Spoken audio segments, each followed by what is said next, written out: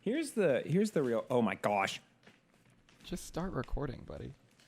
I already am recording. Oh, I great. decided Oh, to. good. I decided to start recording right after you got done with your flapjack conversation. Oh, good. Because I was going to say, this is great Patreon content for our Yeah. For two dudes trying to figure out text. Yeah, are great. Okay. Well, I do have a tech-related problem. Let me turn my volume up for myself so I can hear myself. Great. I do have a tech-related problem that I think is worth some delving into. Every time I plug in my Ethernet cable, it'll say connected, but it's not connected. You know what I'm talking about? Like, I open up settings, and I will be like, do not use any Wi-Fi. Do not use any other type of like thing you're picking up. Only use the Ethernet cable. And then my settings will say, yeah, absolutely. The Ethernet cable is totally connected. You're good to go. And the second I try to do anything, it will just be like, I don't know who told you the Ethernet cable is connected, but they lied to you. And then what do you do to get the Ethernet cable connected? I'm winging it right now, so I'm like setting it in like different ports, and right now I have like unplugged everything and I'm plugging everything back in. And so right now what I think is happening is it is against my wishes picking up the Wi-Fi instead of the Ethernet cable, which says is connected. Got it. Okay, well, we'll see. I mean, again, as long as I can understand you, we'll be fine. Well, do let me know how this turns out. I'm endlessly curious as to like why, like, because I can't explain Wi-Fi to save my life. No, it's I don't know. just Something like absolute. Just things are in the air. The internet is in the air, and there's no antennas or wire. I remember the first time I heard of Wi-Fi, it was this commercial, and it was literally for like dum-dums like me, for children. But I think it was also for like adults, because it, like, when you're explaining Wi-Fi for this time, you're kind of explaining magic. Sure. And it was this like video of, it was a commercial where it was an old man and his grandson on the porch watching like a video or something, and they were nowhere near any wires, and they were on a laptop, and the granddad was just like, where's this internet coming from? And they were like, it's through like the Wi-Fi or whatever they said. And he like very jokingly did this thing where he like ran his hand along the computer itself to feel for wires, like you would for a magic trick. Right. And then it was like, no wires included or whatever. And I'm pretty sure they like played like Pinocchio or something, like Got No Strings on Me, something like that. And ever since then, like, they introduced it like that, and then no one has stopped me and been like, oh, hey, but really this is what it is. Because, like, you could just tell me later on, like, and the same thing with, like, how planes fly. It's like, this is magic. And I go, great. And, like, how does Wi-Fi work? Magic? Cool. You could have just said that. Magnets, how do they work? I have no idea. So you'd think that by nothing. plugging in the Ethernet cable, I'm, like, kind of going back to a pre-Wi-Fi time, and my computer is just like, yo, what are you doing? You know that we have Wi-Fi now, right, you dum-dum? Like, what are you even trying to like, get your computer through a cord? So I think my computer is like, okay, something's going on. We're not going back to 1999. This is an AOL. So that's what I think's happening. Got it. Well, I couldn't tell you. I have absolutely no idea how any of that goes. But I did want to follow up on something you said involving your whole, like, situation. If we're done with two guys trying to figure out tech corner. Sure. So you have too much water again? Did we go over this? Oh, I don't know. Yeah, I think we did, because it was when the guy, he put his hand over his logo, and he told me the way to fix my water, and it was like super under the table nonsense, and I was totally there for it, because I love some under the table nonsense. And then I was gonna I got you. Gonna say the name of the company, but I forgot it, which is probably good, because then I'd put those two guys on blast. That's true. Okay, how about this? I'm shaking my arms out. How about usually we like just start going, which is great for editing. Yeah. I'm gonna shake it out, and then maybe we start again. Okay. All right. Yeah. Sure. Hey Zach, how's it going? It's going well. I am coming to you from the Louisville office. I just got this is just some news from the week, and I think it's something that I thought was funny. Sure. I have a new phone case, and I'm going to shout out the brand. It is a phone case called Mouse, and I got it solely because of the commercial. And like as I was watching the commercial, I was making fun of it because like when you're doing a phone case commercial, they put people in predicaments that they will never ever be in. Sure, yeah, like, yeah. And just like to really emphasize how strong their phone case is, they just like, what if we dropped this from a plane? Yeah. And you're just like, yeah, you know what? If I dropped it from a plane, if that is ever a situation that I'm in, then I'm so glad that I know my phone case is gonna be fine. Right. And like they just the stakes got increasingly more and more like bananas. And at one point, they did a thing where they sent it up in a weather balloon, like one of those balloons that goes into space for a second, and they dropped it from space, and it like survived re-entry or whatever.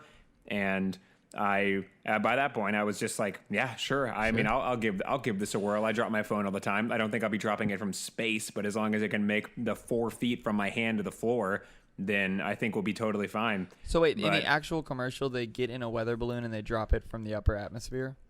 Well, probably the lower atmosphere, I guess. They don't get in it. They like do it's like because there's no oxygen up there. Right. They put it in a balloon, and then when it got to a certain height, I guess they pressed a button, and then it cut the phone off, and then it would did this recording of it spinning a million times because it's falling from space. Wow. And it just whaps onto the ground, and it was totally fine. Well, that's good to know. I mean, I think that's a pretty good endorsement. Yeah. Now, you would have a hard time finding your phone because it probably traveled across a state. But that's because and at the end of the video, it's them finding the phone. But you know what? It was funny. But funny that one of the very first thoughts that I had, because it lands in a field, and one of my first thoughts was, yeah, but that's grass. Yeah, you dropped it from space, but you dropped it on grass. Like as if I was like, yeah, it's grass. I drop my phone in grass all the time, and it's fine. Yeah.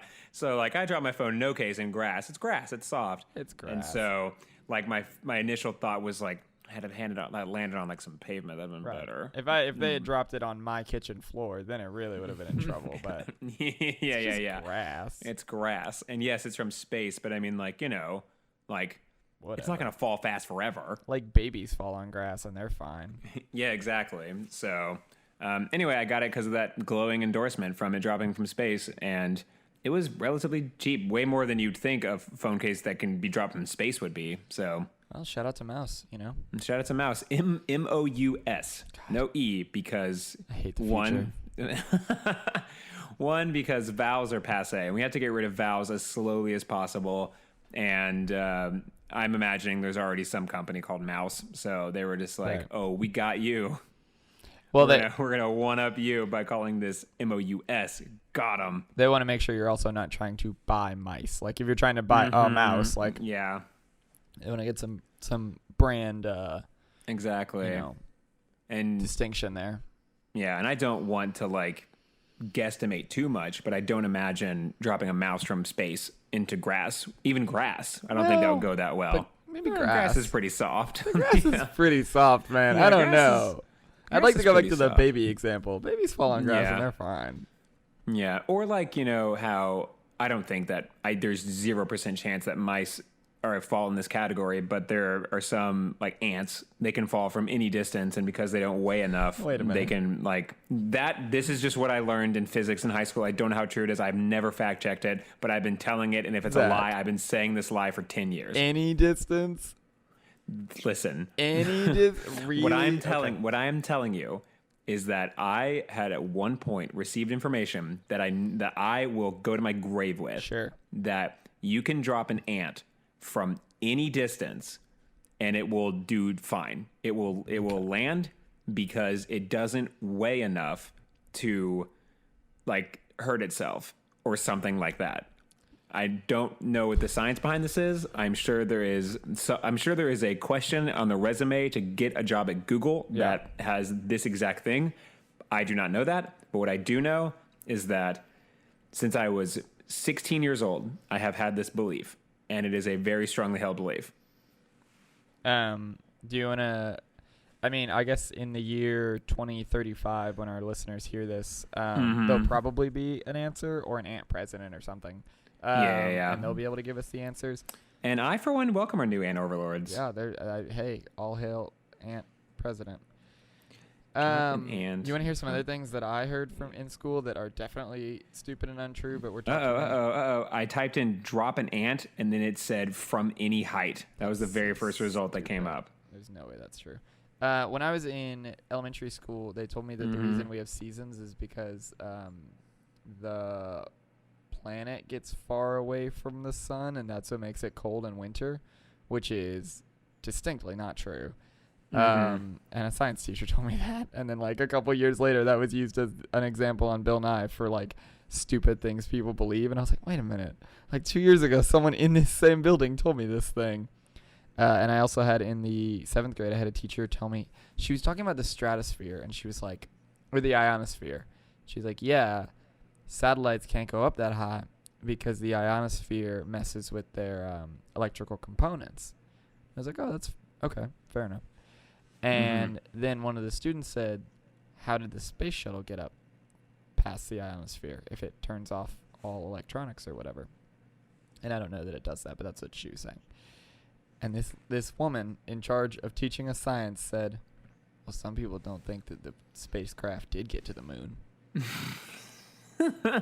Which is like not the time or place, really. Or ever. I don't think ever is the time or place. Certainly not a science class. To be like, no, but I think, you know, you're at a bar, you're 3 drinks in, you can like start saying some pretty wild things. But like, you know, when you're talking to kids and like you within the same week are like, hey, little ones, I'm about to teach you information that you will use for the rest of your life, and it will be a foundational belief that you have. I'm teaching you how the universe works, and also maybe we didn't land on the moon. Yeah, maybe the moon landing was faked. And it's like, what?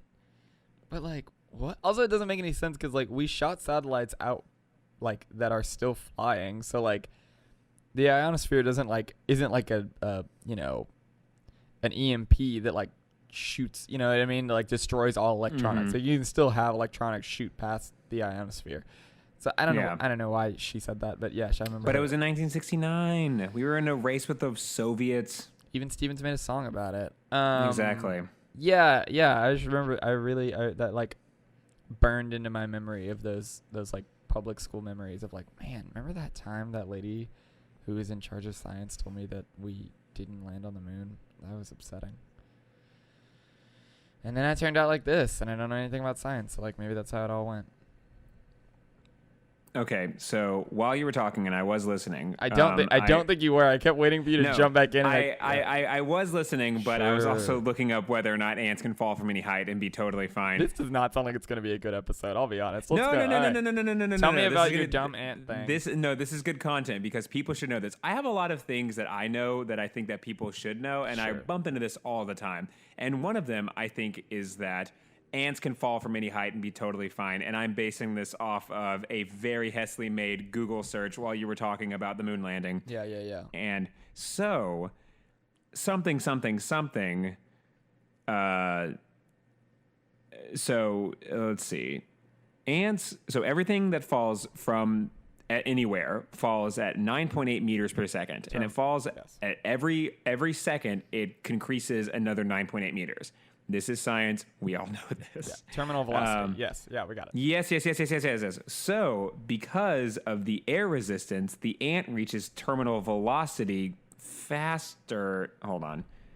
Okay. Something. It fall like the ant, because it doesn't weigh enough, will continuously fall at 9.8 meters per second, or 9.8 meter, like the whole way down. It won't speed up. It won't speed up. It will continuously fall at a consistent 9.8 meters every second until it reaches the ground. I think that's what terminal velocity is. I think so. I think everything falls at 9.8 meters per second at terminal velocity. No, but you would fall, like I'm not going to fall at 9.8 meters per second from like space. I would fall at 9.8 meters per second every second. And so wait, hold on. Oh no, you're right. Wait a minute. I don't know that I'm right. Because I think that's in a vacuum. Like terminal velocity is in a vacuum because it's not accounting for air resistance. Because if you drop a bowling ball and a feather, they do not drop at the same speed. But if it's in a vacuum, they do drop at the same speed because they drop at terminal velocity, because there is no air resistance in a vacuum. Because it's the speed of gravity, 9.8. Yes. Whatever. I don't know if that's the speed of gravity, but that is like terminal velocity is that's the terminal part of terminal velocity. It's like that's the end. That is the fastest. That's how fast they fall without an extra force. Like, if you have a rocket from a spaceship pushing a spaceship down, it's going to fall faster than 9.8 meters per second. But so an ant has enough wind air resistance. It has enough wind resistance so that it's going to. Oh my gosh. I bumped into a real conundrum here, or not really a conundrum, but more of like I accidentally found myself on a peer-reviewed article That's that a good goes place into. to be. It is a good place to be in that it exists and that a team got together and reviewed this. Ants are resilient in the face of adversity. Universal curiosity transcends cultural boundaries. Hold on. Like hate speech? What do you mean? Like ants? Oh my gosh. Ants protest despite being like added on Twitter? Like, what do you mean they're resistant in the face of adversity? Okay, I've skipped. So I found the abstract of this, and this abstract is great because it reaches the conclusion within its own thing, and it says ants won't die when dropped from any height. There you go. You can look into the science of that later, but I'm going to give a quick shout out to Miss Poteet who told me that, and it has remained true. And this article is from June 15th, 2016. So a recent development in science history. Okay. Now, I am not a science boy, as I've mentioned previous with not understanding the Earth's orbit, or the moon landing. But isn't an abstract them saying like what the paper's going to be about, not the conclusion of the paper? Yeah, well, that's usually correct, but this one has gone out of its way to put the conclusion within the abstract itself, which I wouldn't do, but they have done, which has made my... They're not trying to get clicks. I think they're fine. I don't think they're trying to get, like, Yeah. hit that bell. Like, they're just doing science. They're just like, subscribe, hit the bell as well, so that we can finally answer some more science. About what we can drop from what height and kill it. That's our whole laboratory's thing. We just drop things from heights. But and see, try to I kill think it. So I think that this is like one of those things that has been like a black hole, which shout out to the picture of the black hole that we got. Me and you. You and we me. did it. Yeah. They sent it just to us, and then we sent it to everybody else. Very cool. Yeah. It was a lot better, but then my computer couldn't handle it, so I made it really blurry. Yeah. And I had to go through the Wi-Fi, not the Ethernet cable. It was a whole scene. Yeah, it was actually really crisp, but we just honestly our computers couldn't take it. Yeah, So. why they sent it to us? We won a radio contest. Yeah. So I think the ant thing is like a black hole in that it's something that's been theorized for a long time, but there was no like practical answer. It's like a physics like conundrum. You know what I mean? Like it's like if all physics holds true, then this exists. So I think it's one of those like, if all physics is true, then therefore ants can fall from any height because of terminal velocity or whatever that this has gotten to. I wish I'd done research beforehand. It's fine. I mean, it was just a thing you said out loud, so I don't really... Yeah. So I think this is the exact opposite of a black hole, in that it's something that is so tiny and insignificant that it should also hold to be true when a black hole is so big and massive that it's also true because of how the numbers work out. God, it was like I think you might be right, and the way you explained it made you sound wrong again. How? Just everything you just said made you sound wrong. I don't know. I thought that was my like. I thought had it been a courtroom drama, that would have been the part when everyone stands up and cheers. Even the jury themselves would have been like, "Dang, we didn't even have to deliberate. That was it." Oh, well then maybe I'm a dumb and I just did not understand what you said. And then some old guy who hates me like is holding his like verdict that says no, and he just like rips it up and he stands up and claps too. He says, I don't like you, but I respect you. Have you ever seen 12 Angry Men? Yeah, I've seen 12 Angry Men. Yeah, that's kind of what I was envisioning for that. And 12 Angry Men, if you haven't seen it, any of our listeners, go watch it. It's great. It is one of my favorite movies. It is it is like only script. There is not, it is like all takes place in one room, and it is just like a very, very well written play, essentially, that just got turned into a really great movie. And when that guy, I don't want to ruin it, but a guy tears up a something. I don't think it's essentially a play. I think it is a play that they turned into a movie. I think like all movies back then were kind of plays they turned into movies. What? You know, I mean, like, sure. you don't, I mean, okay, so let's name 3 more.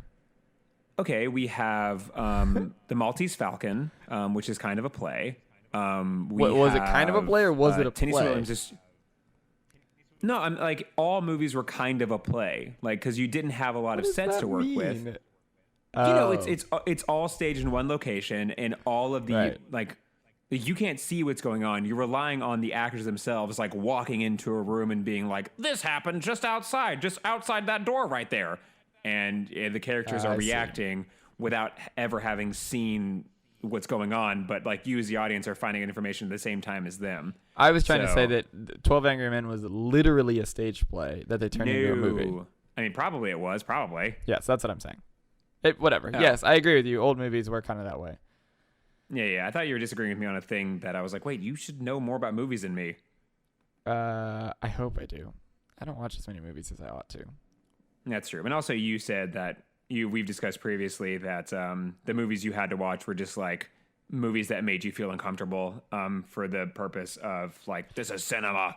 Yeah, I mean, they weren't all like purposefully there to make me uncomfortable, but it was a lot of just like challenging films, and I don't think The Curve was very well plotted, or it wasn't plotted well for me, where it was like we went from we're watching The Usual Suspects to we're watching Daisies, and it's just like poof, I got no idea what's going on in this movie. Like it's like from a straight up and down Hollywood thriller to like a non-linear abstract, slice of life or something. I don't really think that makes sense, but you know what I mean? Like, it's just like very challenging films that like I still look back and I'm like, I don't understand what that was. And like we've talked about it, like I don't understand movies that aren't made with purpose. Like I don't really get it. But yeah, we watched a lot of them that I walked away from like I could not write on a piece of paper what the plot to that story was. Mm-hmm.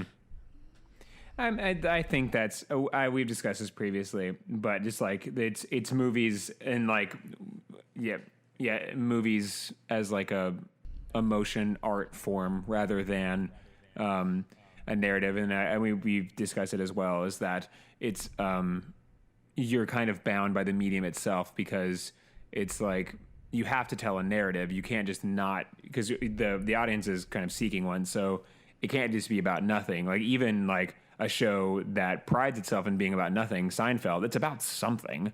And you're watching like things unfold. Like it's moving in a path where like there's an A and a B and a C, and there's a conflict and there's a resolution. The resolution oftentimes is like whatever, but it's not like something that is just in the way to like weird you out.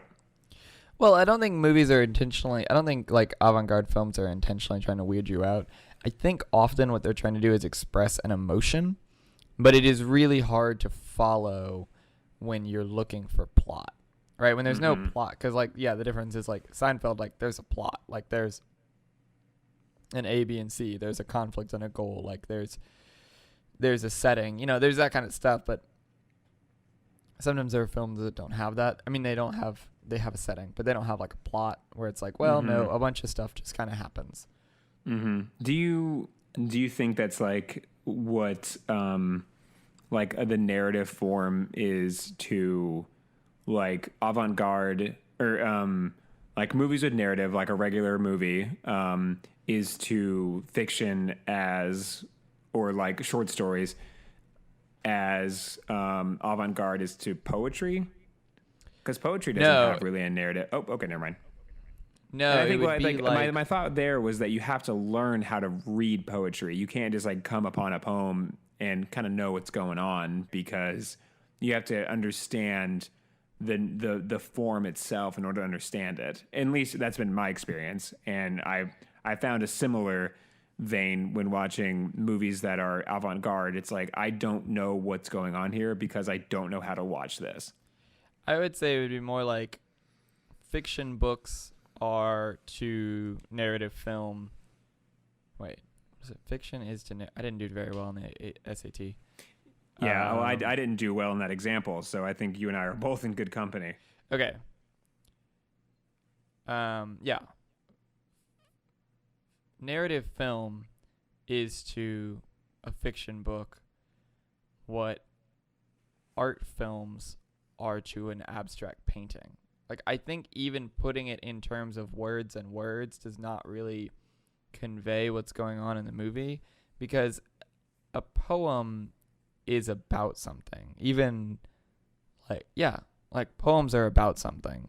They're not just trying to convey a feeling. They use words on purpose to, I guess sometimes it's to convey a feeling, but often it's like in a sentence structure that makes sense. A lot of times the poems that we don't understand is because we don't live in the context that they live in. And people of that time would understand it. It's still like heady and smart, but it's not nothing. Whereas something like an abstract painting might be trying to convey a feeling, but there's no real shape to it. It's like, this is just kind of this, and we're going for kind of this. And you just sort of feel around in the space of the painting the way that you would feel around in the space of an art film, I think. Mm-hmm. I don't really know. Again, I never really understood that kind of filmmaking. But it doesn't, I really don't even think it, I think any kind of poetry, unless it were just a list of words, you know what I mean? Any kind of poetry is going to hold more water than like an art film, because they're just, again, the ones that I've seen are just fully random. They're not random, and that's what I struggle with. They're not random. They are intentionally made, and the shots are there with intention. Mm-hmm. The same way that the colors and the brush strokes in an abstract painting are made with intention. It's just the intention is not representational. Like, that's kind of the thing. Is like a film like Daisies, like, it's not representational. Like, it's conveying something, but like abstract filmmaking and I guess what I'm broadly calling art films or avant-garde films, which are all like, I don't know, all different genres, and that's kind of silly to put them all together, but like abstract filmmaking and anywhere close to that on the spectrum between narrative film and abstract film, like the closer you get to abstract film, the less it would be like a book, and the more it would be like a painting. It's just like words. Words are too set in stone to work to work in a metaphor. Like a tree is a tree is a tree, but a painting of a tree can convey a bunch of different things. Do you know what I mean? Yeah. Whereas if you put more adjectives in front of the word tree, you're actually giving it more shape. Whereas if the painting of a tree, you can convey a lot more and represent less. Whereas you can't convey more about a tree with more words and represent it less. But a painting, like an impressionist painting of a tree, you can convey a lot about trees and the ideas of trees or nature or whatever, or mourning or, joy or whatever feeling you want to get across while representing it as a tree less. Mm-hmm. Does that make sense? That does make sense. I think that was actually a really well thought out and put together piece that you just did there. So yeah, I think that I can definitely see them in more of an artistic way. Like I think one of the things you said back there that was one of the most resonating was you like moving in the piece, being the film, as if you're looking at the space of the film, or as you're looking at this, as looking at the space of a painting. The only difference between the two is in a painting there is no direction for where your eye, like there is like kind of like drawing with intention to have you notice things. first before other things, but there's no clear path and no set guidelines for how your eyes move across the painting. But a film is like the same thing, except the director and the cinematographer and the producers, they're the ones that are guiding your eyes along the thing. Well, yeah, and like there is compositional techniques, even in abstract painting, to show you where to go and to convey movement. And boy, I don't know the names. I took a class with an abstract painter. This is after. This is post college. I just took a. My father is an artist, so I should know these words. But here we are. Well, no, I mean I don't. I just don't know the names of the artists. But he did a whole. He is an abstract painter, and showed us all these examples of like. It's just two shapes, but like one technique that I thought was really interesting was putting, he would like put a big shape next to a smaller shape, and it was like, this conveys the movement across this way, or like putting them closer together, like it really does travel your eye, or it just makes your eye associate those two things, even though it's just like, or like a triangle, any kind of triangle, whatever way the point goes, like. Your eye associates those together. If a triangle, you just drew a 3-sided thing. But if that point goes towards a circle on the other side of the page, you associate that with movement of like, oh, I guess these are connected. And there are ways to kind of move you around the page and form these connections, even though they're just abstract shapes, because we're humans and that's what our brain wants. But similar to what you're saying about filmmaking is... have we ever talked about the Kuleshov effect? Probably. Almost definitely. Probably. But I don't remember the Kuleshov effect. Well, okay. Then I'm just explaining this to you. I might be explaining this to the listeners again. But Kuleshov effect was this experiment where this guy would take this footage of a guy and he's staring directly into the camera. And what he did is he showed this footage to a bunch of participants in the experiment. And what he would do is he would show the footage of the guy and then show a second image. And then the people had to write what emotion the guy was expressing.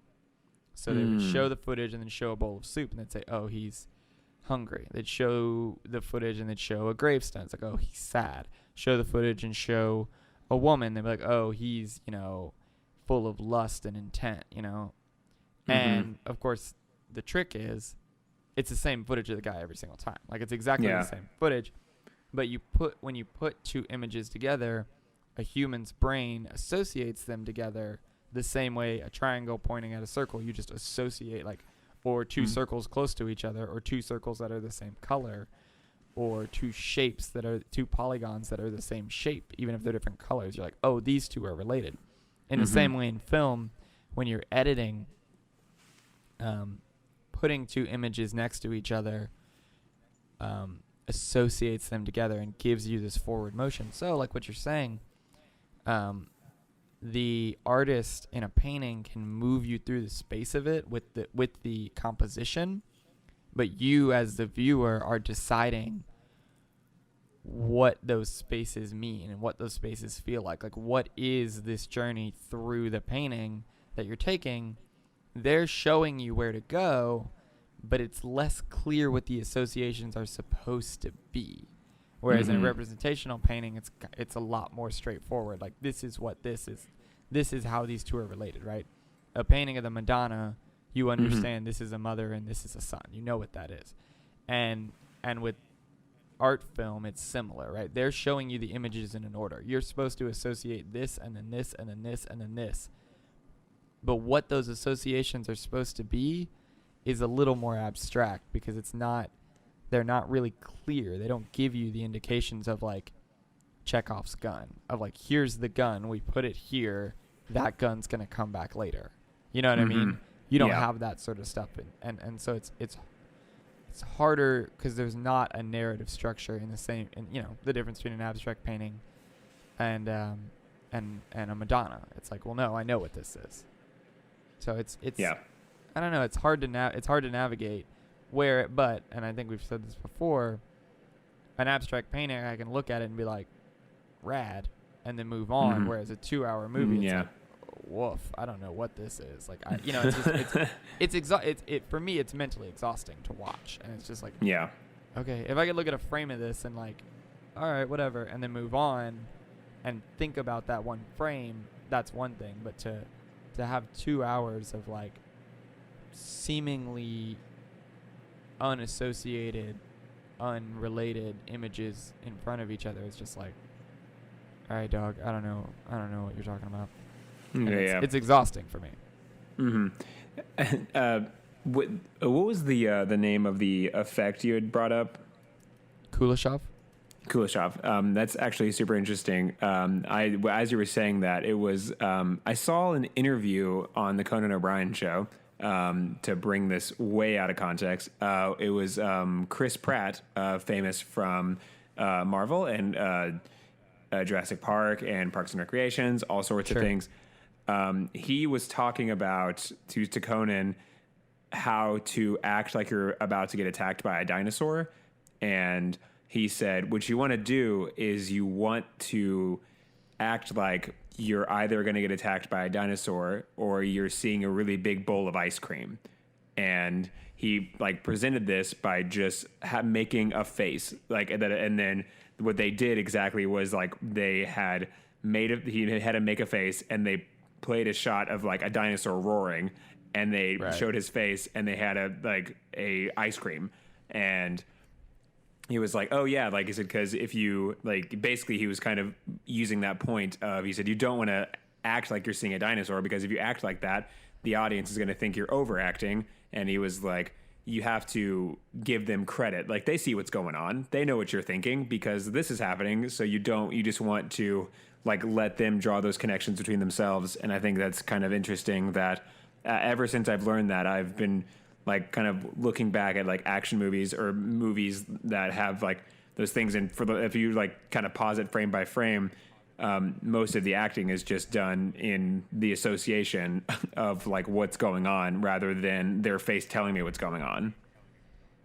Like if you saw that face in isolation, like you wouldn't know what exactly emotion they were conveying, but when you see that the A and the B, you know what it is. That's interesting. Yeah, I've never heard that. Did they then show the same footage and then a big bowl of ice cream, and it was like, oh that is that face. Yeah, so it was just they were just like, it was just filming his face, and then Conan O'Brien would like then like show a clip of like just anything, and it all made sense in context because like the audience is drawing the conclusion as you said. Like they're either thinking he's sad or he's scared or he's like hungry. Yeah, that is essentially that is the Kuleshov effect. There's an interesting section. I'm reading through the Animator's Survival Guide, which is like one of like the 2 books on animation. There are lots and lots of books on animation, but when they say like he wrote the book on whatever, like there are literally 2 books. I guess there's 3 if you count Preston Blair's animation, but like there's Preston Blair's book, The Illusion of Life, and The Animator's Survival Guide, and like those are the 3. Like those are the books. There are lots and lots of other books that are also good, but you know, these are like the fundamentals. Animation for Dummies, yeah, those guys. Yeah. Anyway, I'm going through. I have them, but I'm going through the Animator's Survival Guide, and there's a section where they have like, imagine a whole column of smiley faces, and then ignore the middle column, and then the third column is a whole column of frowny faces, right? Does this make sense? Yeah, I'm tracking. Okay. I'm imagining it so far. Okay. So what they do is on the whole down the page, and they're talking about how the middle frame, your breakdown frame, is the most important, because what it does is basically, because of this Kuleshov effect, it tells the audience what your character is feeling. And so they go through like 20 examples of like smiley face and then a middle face where they're kind of like, you know, confused, and then the frowny face. And it's like, oh, well, they, you know, in this one they you know, got you know, taken out. What I'm trying to say, like they got ripped off, right? Yeah. So like, whoa, what's going on? And then like This one, you put a surprised face in the middle, and it's like, oh, they're really happy, but then they got let down. You know what I mean? They go through all of these different things where it says, and you look at it line by line, and you're like, wow, yeah, that does.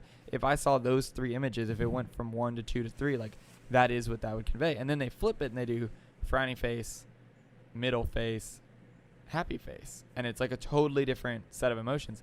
And it's just a really interesting. I don't know. It's interesting how ubiquitous it is. That if you just put two, which again, yeah, I mean, you see this everywhere. You see this with causation and not. Causation is not, or no, correlation is not correlation is not causation, right? If you put 2 things together, people will associate them and will go, oh, okay, so this happened because of that. And it's like, no, but you know what I mean? You see that all the time where you have to, they're like, well, no, you just put those 2 things next to each other. They are not related at all. They're just near each other, and our brains put them together. But it's an interesting film theory. Yeah, I mean, I think that's, you're not making like work hard on yourself and like making something seem unnatural because you are putting way too many like faces into it or way too many like nuances, and like the audience it's giving into the power of the human brain to draw connections, and that makes your life way easier because it's like you never really have to like draw, like as you said, like you never really have to do more than you can if you like the brain's going to make that association for you. And then as I was saying that, it's funny how like you can in animation it's really like easy, or it's really you can like make those connections, but it like if you don't have those connections, the thing really falls to pieces. My brain went from thinking of that to I was trying to ask you a question earlier as like this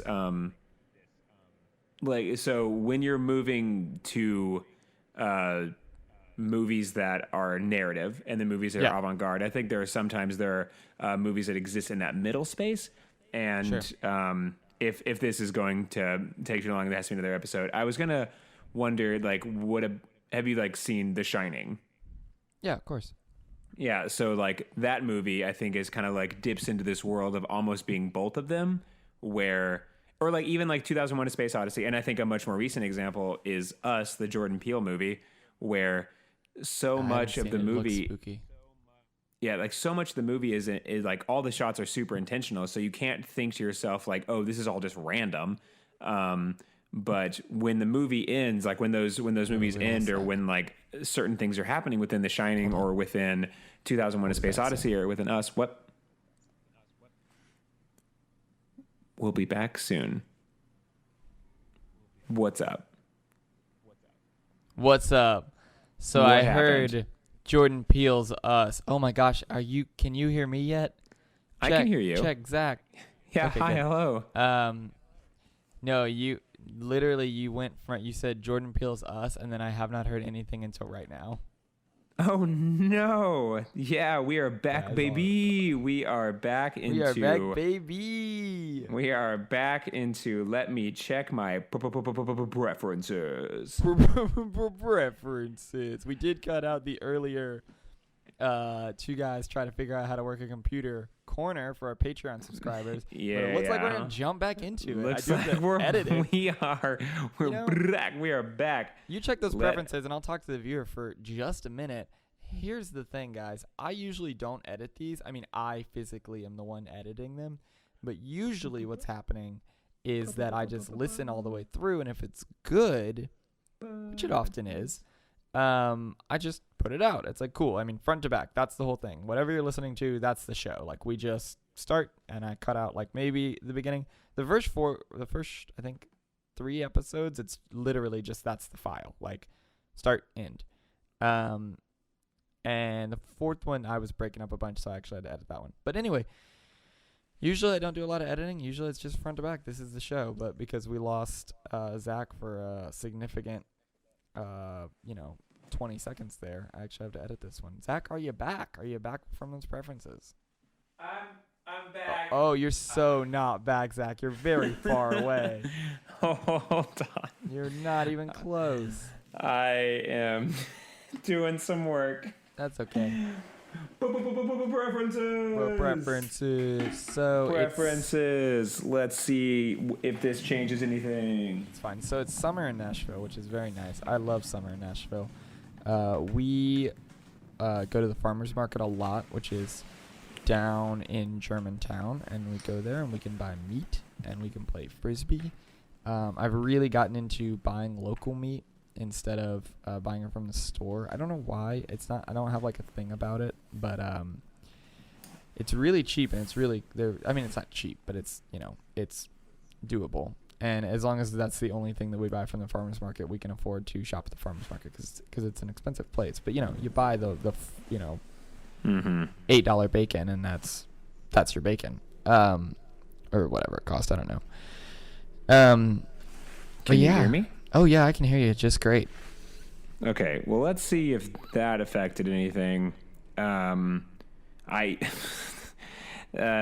thing now says I have 2 Ethernet ports, which is not true. So I don't know where that second one came from. And let me just go ahead and let me turn off this and this. Cool. What does this say? Thunder. Thunder was this past weekend in Louisville, which is one of my favorite things of all time. I love Thunder so much. And the reason why I love it is Thunder, and I think Thunder is like baseball. It is a summer activity that tricks you into doing nothing, thinking you're doing something. Yeah. It's amazing. It is like you get your friends together, and had you said to them, hey, do you want to hang out in a field for 6 hours? They'd be like, oh, absolutely not. That sounds miserable. But it's like, hey, do you want to wait in a field for 6 hours while we wait for this 15-minute fireworks show? Everyone is like, we are there. And everyone comes out, they all bring their picnic blankets, and we all have food, and we spend the entire day hanging out, and it is amazing. It is it's revving up to that time of the year when it's just summer activities. Yeah. And most summer activities are just you getting tricked into doing nothing for hours. Yeah, it's really great. I think Louisville and Nashville both have really good summer culture. I know that you guys have Waterfront Wednesdays, which are coming up. Mm-hmm. And we've got Live on the Green, which is basically the same thing, but I think they do it on Thursday or something. Yeah. It's a great time to see a lot of really cool bands coming to town. And it's just summertime, man. I love summertime. I've told you this, I'm really trying to get into the seasons this year. I'm really trying to enjoy them. And you know what? When it's summer, I've ditched spring. It's summer now. I've just ditched it as a season of this is dumb. We know what it means. There's winter, fall, and there's summer. So we're currently in summer here, despite it being April. And I think that every time I remember spring, I think spring is one of the most disappointing seasons because people forget that spring is its own thing. Yeah, I think they should forget it. No, I mean this. No, this is why I think that spring should exist because it reminds you to stay grounded. Because in spring, because the second it warms up, your brain immediately goes to it's summer. Yes. And then it on the days when it's really cold or it is raining the whole day, you can just think to yourself oh man, this is a bad summer. But it's no, this is that rev up to summer where we have to deal with some of the pre-summer things. And that way you keep your expectations rooted so that not every weekend you're just why is it 40 degrees again? And it's because it is not summer. Don't trick yourself. It's not summer. It is spring. I guess it's fair, but I see you there, but I want it to be summer, so I'm going to say that it's summer. That's you are stoking yourself up for a bad time. No, I mean it's fine. I just love because you know what? Because here's why I'm not going to have a bad time. Because this year I'm going to be really into the seasons. I'm really into it. I'm really into summer. I'm going to chill out. I'm going to buy a bunch of shorts. I'm gonna I don't know, drink iced tea. I'm gonna walk around. That's good. I'm gonna watch concerts. Maybe buy a Hawaiian shirt. I'm just really. I'm wearing a Hawaiian shirt right now. Oh, hey, proud of you.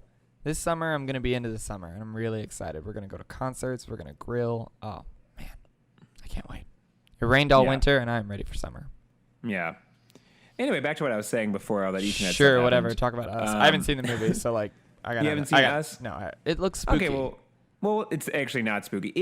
Us is a horror movie in the most traditional sense of a horror movie, where it feels very much like Birds or like Vertigo or like The Shining, where it's not nothing scary is happening. Sure. In the way of like something popping out and scaring you. It's just a lot of unnerving things are going on.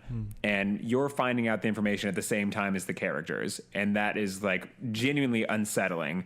And there's just a lot of very intense moments all built around like this, what is going on? And then immediately after that happens, you still don't know what's going on. Which kind of reminds me of The Shining.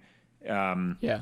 Where most of the movie, you just spent the entire time just like with your hands in the air and surrender, going like, what is happening? Who are these characters? Like, I don't know. Like, especially like when you're referring to like the twins or that spooky room they see that one time, or all the blood coming from the elevator, and nothing is truly addressed, and that almost makes things way worse. Right. Because had it just been like, oh, brought it up, this is because of whatever, like this is because of some demons or something, it would like one give the audience something to latch onto, but it would make it a worse movie because most of it is just derived from like it's a bunch of weird things happening. And I think that what it's trying to do at the same time with The Shining is both with those movies. When you watch the end of The Shining or you watch the whole movie, you like. What happens is if someone says like, oh, what was that movie about? It's like that movie was about whatever you think it's about. And I think that's like super, like there are like through lines that you can kind of like follow and piece a narrative together, as well as trying to find some different meanings that are happening that the director and the producer and the actors are trying to get to you. But at the end of it, like so much of it is unexplained that you can do, like that's going to be one of those movies that's going to be studied forever, simply because it's like it exists in that odd space between like an art house movie as well as like a narrative movie. It's like it's a hybrid of the two. I get what you're saying. I don't know if you thought about that. I think about The Shining all the time because of how just genuinely odd and how like messed up it makes me feel. Yeah, I mean, I guess I see what you're saying because The Shining has a plot. Like I understand what happens, but also much of the film, like I don't know what happens, but not in a bad way, not in like a this is stupid way. It's just like I don't get it kind of way, which is how I feel when I watch art house films. It's like I don't really get it, but it does have enough. You can very easily like in a sentence or two to talk about like if someone were to like what is the plot of The Shining, you could write it out, right? But then you'd have to immediately be like, but this is not what it's about. This is like this is a very, very small percentage of what this movie is. Like, for example, if you said, what is The Shining? It's like, oh, I don't really know. Like, I think it's what makes him crazy, but like, honestly, I don't really know what The Shining is. And even if that's an explanation, I don't know past it's what made him crazy. Like, well, why? Oh, I don't know. I don't really know what I don't know. Yeah. And I think like most of the time whenever you're looking into that movie, like the answer is that movie is whatever you think it's about. It's like this very odd, like almost abstract painting in the way that you have to decide why the characters did the things that they did and like whether or not any of it really happened. Yeah. I guess that makes sense. Like they're showing you a set of images and then you decide what the associations are with those images, like what. But in a more structured way. It's not like blobs of paint. Like it really is like, okay, what's going on with this room? But also not in a like nerd way where it's like, oh yeah, or like Lost. You know what I mean? Where it's like, actually the room is da da da da. Like no, there's not like a hard answer anywhere. Like there's not like a J.J. Abrams mystery box about The Shining. Like there's not a hard answer. It's just kind of. Maybe I need to watch The Shining again. I don't know. I've watched it once or twice. Yeah, it is. I think it's just one of those movies that should get a lot of credit in that it is just like as you said, like it's less of like there is a very small semblance of like a story piecing it together, but most of it is just like tiny little vignettes, like little like images and odd things that are happening, and then it is never addressed again. Right. And like where like it almost reminds me of like this is a thing that I think I brought up in the past where you can tell it is put together with such brilliance and such intentionality that it can't be bad. And I think that that is like one of the maddening things about that movie is someone could very easily say it's like, oh, that is a bad movie. It didn't have anything to do with anything, da da da da da.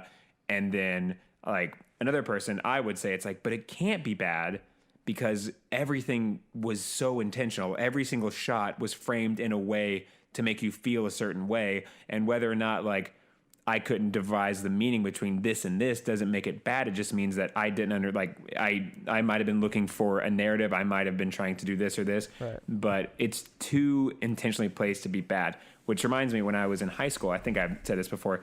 When I was in high school, I had to read The Old Man and the Sea. Sure. And The Old Man and the Sea has no chapters. You're supposed to read it all the way through in one like go together.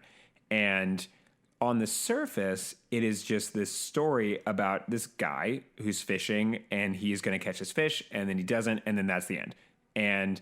But like all the people that I had to read this with were like, oh, this is a bad book. There's nothing happened. This is just like, this was an unfulfilled narrative. This is a bad book. And I was like I've read it 3 times and like this book won a Pulitzer Prize. You don't win a Pulitzer Prize just messing around. Like you can't just be like, whatever. So like it reminds me like especially when I watch like The Shining, as well as another movie that I've referenced before is You Were Never Really Here, starring Joaquin Phoenix. It reminds me of when I read Old Man and the Sea. Like all of this imagery is so poetic and so beautiful and so intentionally placed that it has to mean something. I don't know what it's saying, but that doesn't mean it's not there. Yeah, I mean that's how I felt about a book. Like I think the only time I've really come back to something and like, oh, well, not the only time. That's how I felt when I read Catcher in the Rye, because like all the pretty much every book I've read, it wasn't like we didn't read a lot of books in school, and so most of the like books everyone's read, I've read them, but I read them after high school just because I felt like I needed to understand the American experience a little bit of like, hey, I never read any of these books. Like, what is everyone talking about? And so I read Catcher in the Rye without a teacher, and sort of the bit with that is that I didn't have anyone explain the story to me, and so I had to like, I remember finishing it and going, well, I know this book is good, yeah, because it's famous for being good. And also my dad really likes it. And my dad has read like thousands of books. So I think like that was basically my thing, where it's like, I know my dad likes it.